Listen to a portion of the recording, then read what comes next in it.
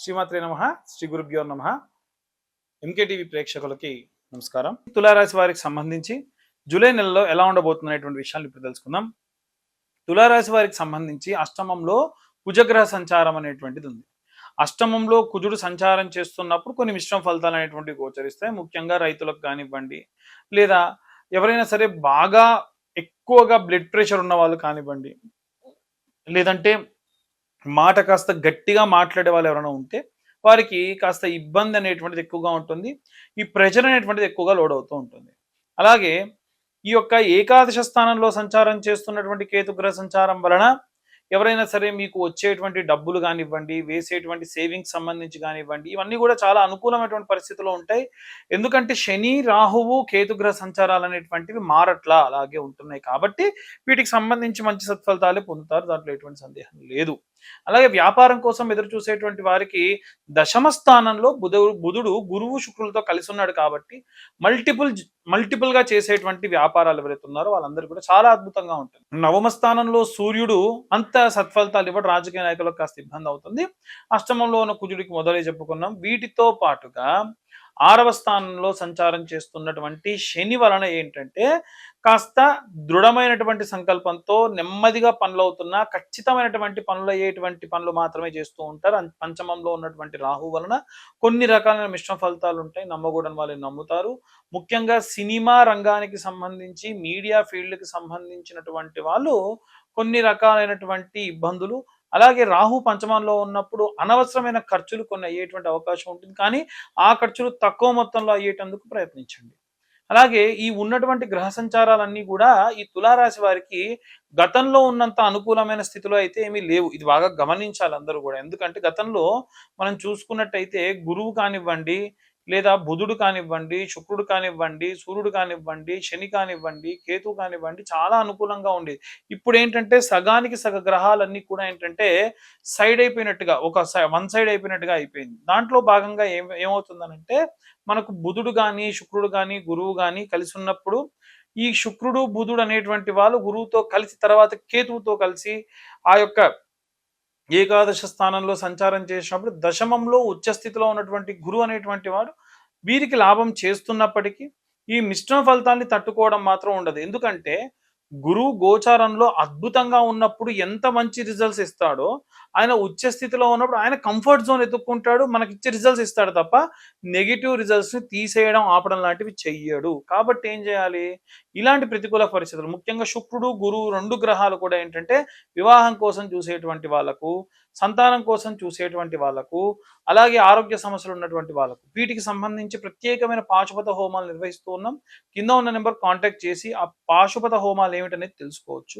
వీటితో పాటుగా ఏంటంటే ఉన్న ప్రతికూల పరిస్థితులన్నీ పోవడానికి ఏ మంత్రం చదవాలి, ఏ రెమెడీస్ చేయాలనే విషయాలు ఇప్పుడు మనం ఇప్పటి వరకు మనం ఈ రాశి వాళ్ళకి సంబంధించి ఎలా ఉండబోతుంది గ్రహ సంచారాల గురించి మాట్లాడుకున్నాం. వాటి యొక్క ప్రతికూల పరిస్థితులు, అనుకూల పరిస్థితుల గురించి కూడా తెలుసుకున్నాం. ఇప్పుడు మనకి ఈ యొక్క రాశి వారికి ఏ మంత్రం చదవాలి, ఏ రెమెడీస్ తీసుకోవాలి అనేటువంటి విషయాన్ని ఇప్పుడు తెలుసుకుందాం.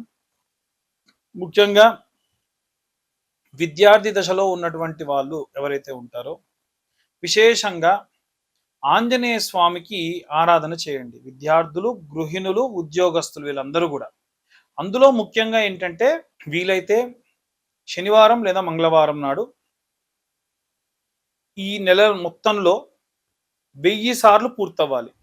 చేసినప్పుడల్లా కనీసం మనం ఒక 100 సార్లు ఇప్పుడు నేను చెప్పేది చేయాలి. ఏమిటి అనంటే ఒక పేపర్ మీద శ్రీరామ అని రాసి ఆ పేపర్లోనే కింద మీ యొక్క కోరికను కోరుకొని, అంటే కోరికను కూడా రాసి సూది దారంతో లేకపోతే మామూలుగా పూలల్లినట్టుగా ఒక 100 సార్లు రాసినటువంటి పేపర్లని అల్లి ఒక దండలా చేసి ఆంజనేయ స్వామి మెడలో వేయండి.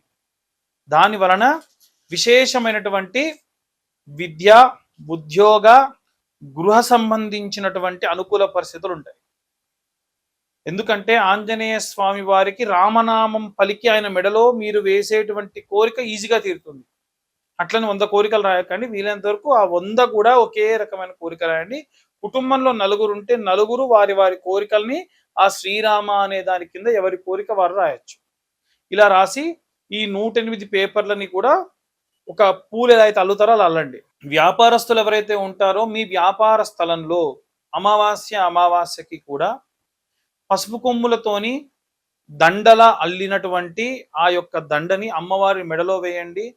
జనాలు ఎవరైనా సరే మీ షాప్లోకి రాగానే అమ్మవారు కనిపించాలి. అలాగే జనాకర్షణ యంత్రము అని ఉంటుంది, లేదా నరఘోష యంత్రం అని ఉంటుంది. వ్యాపారం బాగా కొనసాగేటువంటి వాళ్ళు ఎవరన్నా ఉంటే వారు దిష్టి తగులుతుంది అనుకుంటే నరఘోష యంత్రాన్ని పెట్టుకోవాలి. ఎవరైనా సరే ఒకవేళ ఈ వ్యాపారం బాగా సాగట్లేదు అనుకుంటే గనక ఈ యొక్క జనాకర్షణ యంత్రం పెట్టుకోవాలి. ఆ యంత్రానికి సంబంధించి కింద ఉన్న నెంబర్కు కాంటాక్ట్ చేయండి. నేనే స్వయంగా పూజలో పెట్టి సంపాదితాద్యంలో వేసింది మీకు పంపిస్తాను. ఇక రాజకీయ నాయకులు ఎవరన్నా ఉంటే గనక ప్రతి నెల రాజశ్యామల అమ్మవారికి సంబంధించినటువంటి యాగం చేసేటువంటి క్రమంలో ఉంది.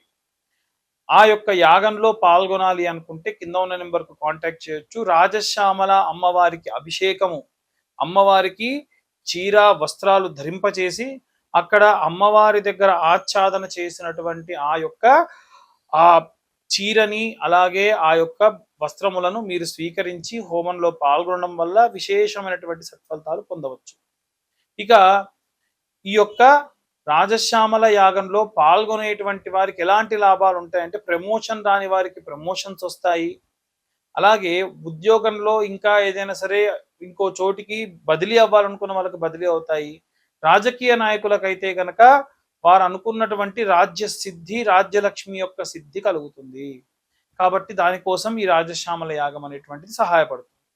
అలాగే ఎవరైతే ఈ యొక్క రైతులు ఉంటారో వాళ్ళు అంతకు మునుపు నెలలో నేను చెప్పింది మీకు చాలా సులువుగా, మీరంతా మట్టికి చాలా దగ్గరగా ఉంటారు కాబట్టి జంటనాగులు ఉన్నటువంటి దేవాలయంలో అభిషేకం చేసి ఆ అభిషేకం చేసినటువంటి నీరు కానీ పాలు కానీ ఎక్కడైతే మట్టిలోకి వెళ్తాయో ఆ మట్టి అంతటిని కూడా తీసుకొని వాటిని తీసుకొని వెళ్ళి మీ యొక్క పొలాల్లో చల్లుకోవడం మంచిది. మీ పొలంలో నైరుతి భాగంలో గుమ్మడి పండు అలాగే నిమ్మకాయ పోసి పెట్టండి.